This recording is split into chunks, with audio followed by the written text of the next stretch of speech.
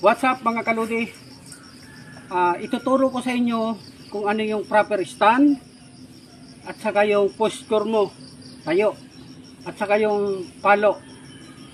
Di nyo natatanong mga kaludi, dati akong naglaro sa ibang bansa. Wow. Kaya lang mga 3 years na hindi na ako naglalaro, gawa nga nang na-disqualified ako dahil 3 bola yung nabasag ko mga kaludi dahil ginamit ko yung special kong pamato.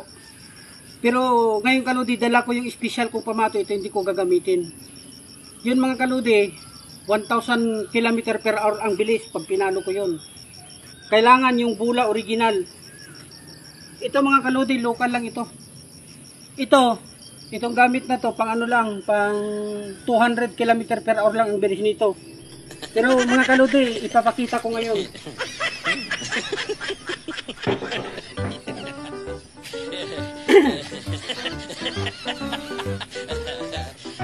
So mga kaludi ha, pagmasdang mabuti. Pagmasdang mabuti ha, walang kukurap. Ito kaludi yung sinasabi kong special kong pamalo. Ito kaludi. Ito kaludi, gawa lang ng ano, bakal. Bakal yung ano niya, kahoy. Ito mga kaludi yung pinakagabis kong ginagamit. Pagmasdang mga kaludi ha, paluin ko. Ha? Tingnan nyo.